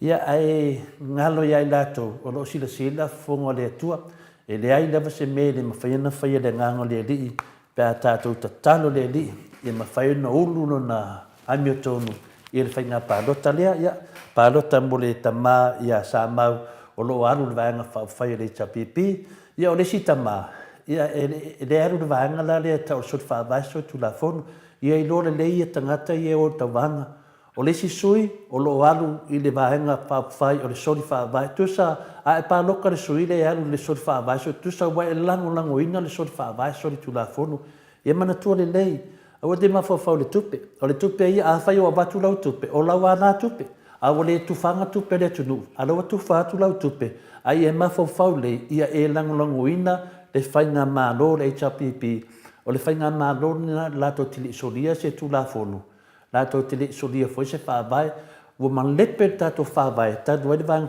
whai leo le whas, a whaapela o se sui o lo alu i le whas, longo winga le alu ai e whaatumu na ngā tanga ainu, alu ai e whaatumu mō lona le lei, mō lona ainga malana whanau, i le alu ai e whaatumu pon mele te vai nei le ta whawhao so le New Zealand te leo Mingstar, o to vai le ata le mele nei e tō malamlamai, la he wala tu lau whau marua taunga tā soi fuanga, la e nofo a lesi e New Zealand, la e aru lesi whai a mio soro ma whai kenge lesi, whapena fo isi, la e whai a la tau a mio, aise ha, langa fo i loa i a la tau le sori whaavai ma sori tu la whongo ma le manatu whaapito.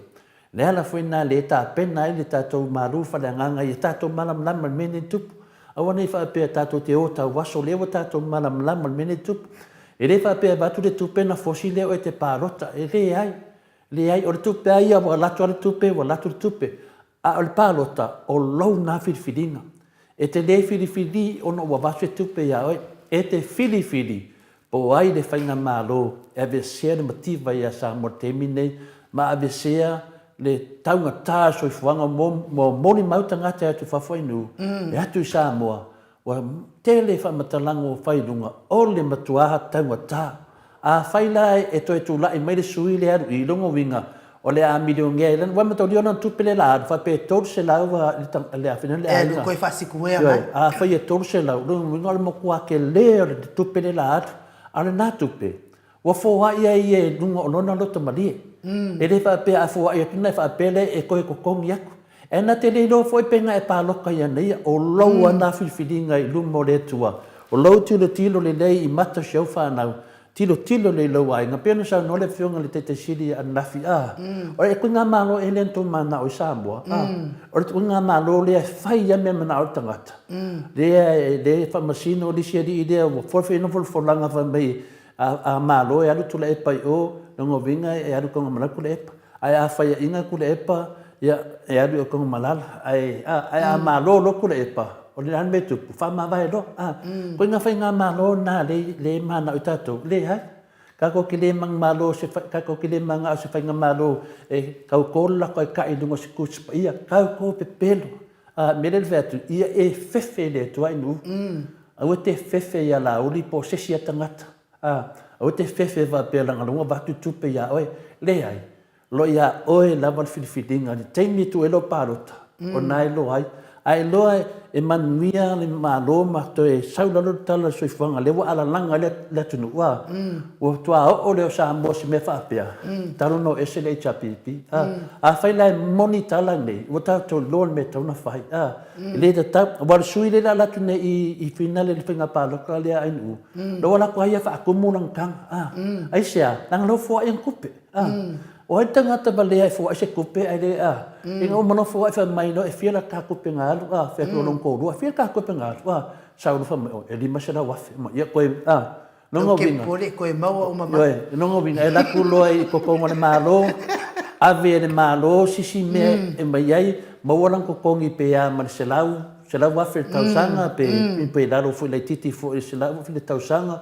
Maualang kokongi whawhanga mai o tau Samoa. maua lang ko kongi anenge ia tor se lau pau ua e vatu tau ainga e fia tangata tau ainga ta ma whanau e fia e le ma ile asa pili o se aonga po se tupe fai se mea lotu anena natu nei wha apiri oi ia o lole ma fau ia toe maua marita tupe le na atu ni a whapea fo se tupe na sengi mai se me ia toe maua mari tupe na rongo winga e vatu le tupe e toe maua mari tupe rongo winga e vatu tupe tofi le oe sui le atu tonu halo i kokongu la umayang kupe le koi loa mai Samoa ma le tumalo ia tatou palota i le tangata o lo whapena e wartamale a Samoa i le tau whaaria ia ona ngaluenga e o tangata fo e moa mea ale winga lo whamatalanga o ia le aru raro HRPP nau winga la e te le pāloka whapea ranga ki ainga ia pai e ke pāloka po ai le pāki e mangui ai Samoa mea tonu ana inu a whaina ke loa wakangwa kāra wa Samoa ke mingei le si ia ko kongi ka whawhau ke leo whai pule ma mista de whaatau nuina wholanga na whai anu ia de ka uinga ia wholanga pepelo na whai he la uli whapea fo i ma olo la to umane ia whaia ia whamatalanga ia lea fo tato wa ai nei ai a watu skiviti ia tu le epai fia mo le tonu masina ala wato ebe ese lo to ebe ese ia si I te tongi o ave tā vale a le malo o la tau atai to lua mana tau whanau to wa aila Samoa le mele tupu nei o le tupele watu e te tolu se lautala I e whaftahi le tua pea whapea wai le whapea nai whea te wate tupe enu e le mōria foi ori tu la fono e le iloa foi pena e pālota ai au a watu se tupe iwa pau alona valea pau a walaki pau e laki oi au a valea i o mela na te mine au al whatawina lau e kisi au al whatawina le kisi a whapea lau a watu le tupe fina le e whakaulo e kisi e ala te ilo e leo whatau o te iau mōlo laki mea umalawa te me whailo pāloka ia e pāloka I le sui o lo alu le vaenga whaafai e ma whai na to e tu lai mai e tu lalo le tau o soifuanga a whai e le ai ia nei a oe le tali ai nu whanongo atu te le fua I oi papauta whapea fo I oi vauana ia ua tasi lava lātou ia whidwhidinga o le suile ia sama ia nuinga ia whawhitai ia wai tele ana I mu la iti ia oi wa mai atua lātou whaatuatuanga mo sa mau pālota e sele tāua ia te a o le whinangalo o le tasi whai pisinisi I nei Australia se pālota mo le lumanai Samoa Ia e le ngata lumanai. Ia ai matuti o le o ke stadia ia le pa atato Samoa te tawana e pālota I le sui. Ia e fai pisinisi ave mo tangata Samoa. Oi ia ave mo pālota mo le lumanai e o le pālota mo le tau whase. Ia matali fai. E uma nei tau se launa. E matali o ai nu. Ia lewa umar kol se lawa alisi kangaka. Ia si whamama matun me silin tāua o le teimi nei o totono no umana la fanga ia o le si tangata le adu for example le fast ia ele le ia nei ai ale mele tam fai famatala o le teimi nei o e te taunto fo ia tu le HRPP ia awa fo nei a fai le ele sui o le adu fast o tato I loa umba le adu e fa kumurangkanga pawana me na adu sui le fast e adu lango sort fa vai sori tu la fono a fa pela o tatou tangata pālota o I te pālota tangata tau ainga pe te pālota tangata e le o alu pāti le la sori tu la fono vai te alu fua na van pāti le o te alu e lango tu la fono Sori fa vai ia to e sori tu la fono o mena le tam fai fa mana le au vaenga le fia fidi le fai la to pālota nongo vinga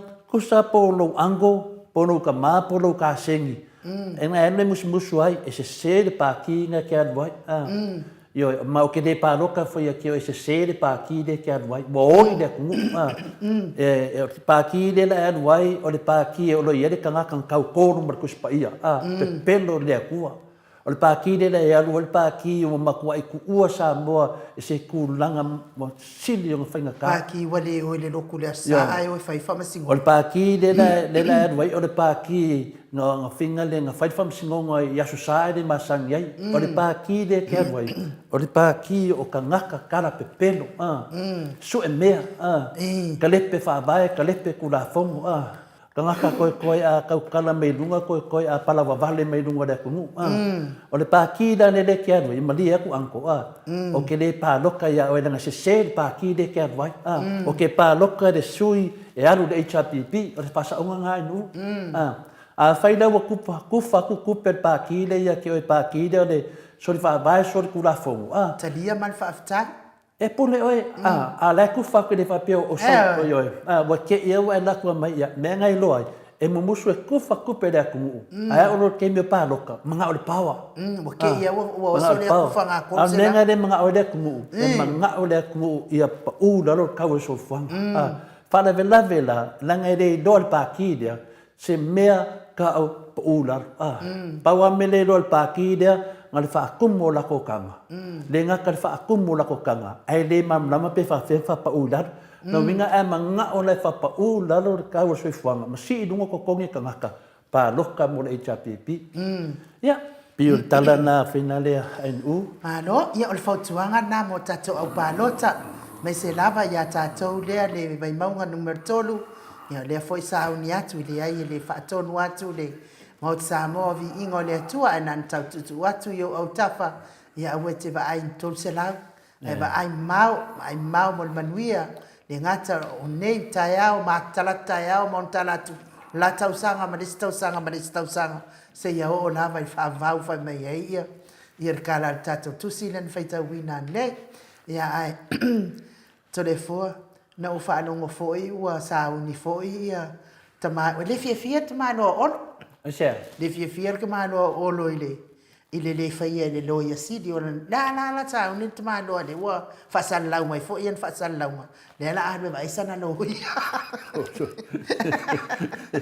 fai ngata le fo ia le fo langa wa uma na fai wala sa fai la val fo langa male fa ma wa lunga e manu malo ia fai ta wa tu lo ya sidi ia sidi pe aku ia ale lava o ia folfolanga to le fo te matua mautinoa nga o mea pepelo na ta o to ale atunu ia ngofo ale le alwe ia le hari silo ia le alu ia le o man sa no lo ia sidi fatati me monia inu la wa fika ku ia e le silo ia fia koko ngu ku be fa pe ku no wal pa fonga ngale ku wa fe molo ia pa wale me ai a fai wale whātaunuina pe te ena mai le fionga le iasua, le fionga le loia sidi le atunu. Ia, whangata le inga. Sau e whātu ese le atunu i ana folfolanga na whai. Ai a whāpela wato e sau e tō folfola. Ina u whai atu, e lea se loia mga o e loia pārangi le mga o kokono kungu. Se vanga ngāla se loia mana tupe. Ia na sau le whaase. Ia na maua le tupe loia.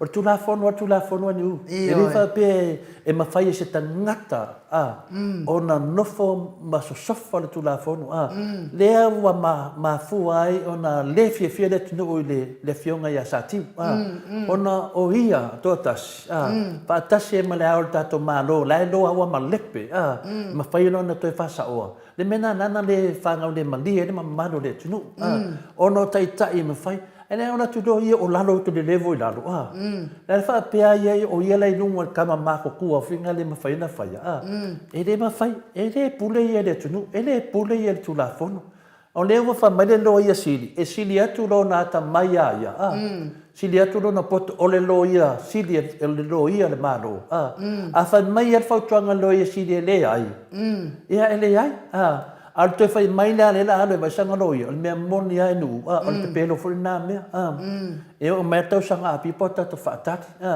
le foi na fola e sa we mori ha vai mai lai ai o fia la ni mori e fai le tangata o ia asia o fa le tonu le mafa faulanga o lea o le tau matar so fuanga o no tato vale le o mea umana whai le ministaria, mo tua te le whare tonu, wa te ea wa oso fua whaina wholwholanga ia tu le epa.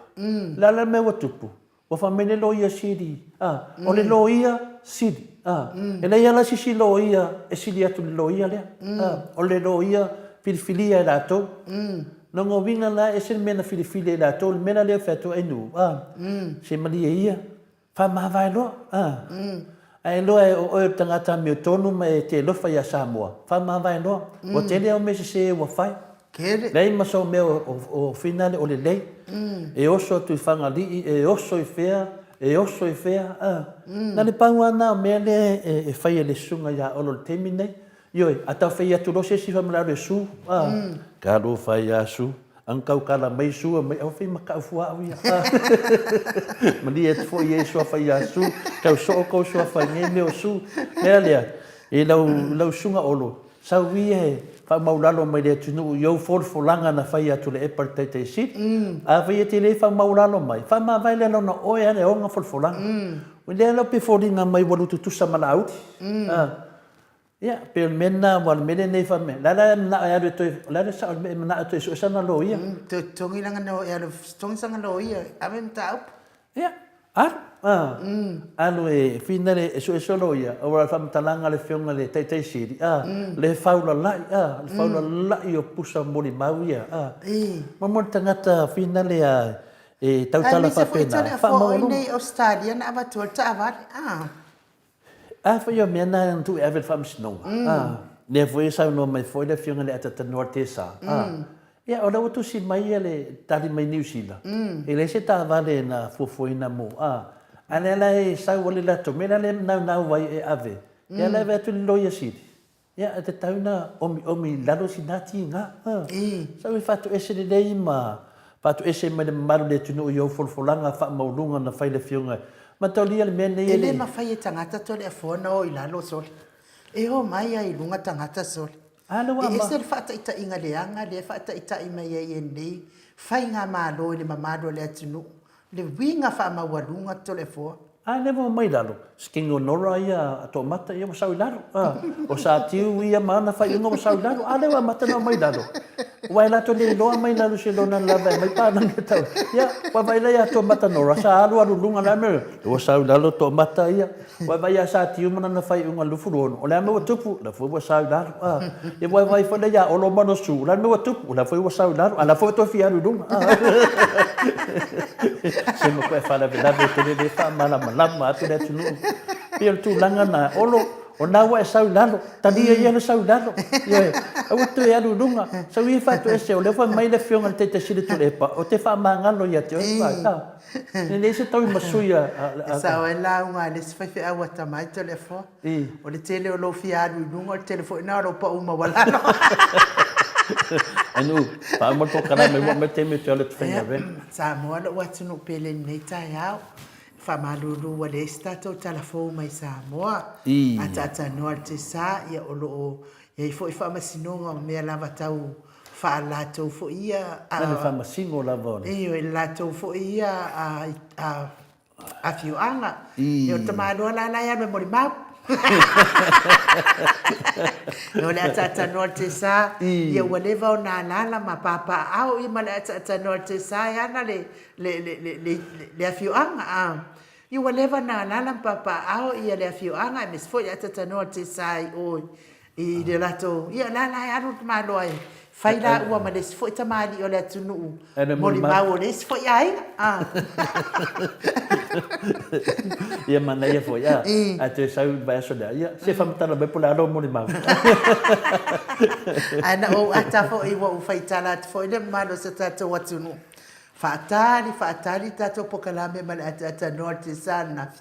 Ia e famatala me ata no ina wa uma tato. E ia le tina Australia, ke le no po Australia i fea. O te loa inu. O te musa whamatala tala fo wa tanoa. Tu pe tala fo tanoa sa ia whamatala whamore nua wa lata temi tala whenga ven. Ia, e sa wa atanoa man tala fo wa umana amatu tala fo wa. E lo atu la ia atanoa, ia whanoi fo e tina. Pe mawhai ano mua mua nanga o te hat. Ia avelo ia i atanoa, le hala le maua na stato fero inga umi male fionga tai silia nafi ai wile io le lava na mana ya fo ile a faitu lansa no mai hele fionga i tai sil fa pe ma tina wale malie ia maspa oi fo ia pali le fonga feta la iva fu malfa wa ile malie ia aisa sa faini pepa fo ia fa na uli mai ale no matua ia na to alua la le wa mai ia ala to fia de to alua pe to te le fa matala ina no se la e tau tuli wa fiwe e fe so tai ia le fonga feta la ia wale ma fa o mana tongi o malava tope o to sila la o to Samoa ia e se fa unga ia fa ia tula e pa male ala de pule ma fa pe mai o le fa ta mama ina ole parliament ia se fa utala i me ia ta mama ina i parliament wale anu lai ai ava se si ofisalo ia fa uma pepa fa na o to lo matua ia ala mo fio tu di fio vala au fio e fia fe lo ia wale ma fa ia ai sa mo lo watu no pele ia ole orina mai sa mo neta ia ai le stato telefone ne ia so tato to e fe lo ile aso to nai ile fitu le tai au pe apura no fale atu ai momori atu i to so i fua maso mato wola manuia le ne yaso i mato autostusi lungo apio folinga fa aftai tele lava pe fo i lungo le YouTube manuia to waso tato to e feilua i tato pokalame le asto nai e me se fo i le tapu ai mai ma fa fonga mai le mamaro le atunu i tatono fale fainga luenga lungo le ala tele o le tapu ai nga matua i maota malawa ia ile anga le leo le atua ni yaso tato to e feilo ai fo i tato pokalame le asto nai fai fo i wasala se ngana to le forma ai nu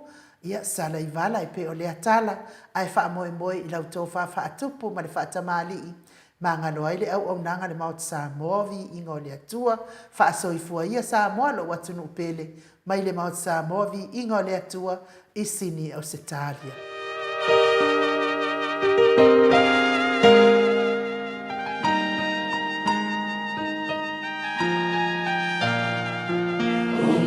so mai e fina let's all let's all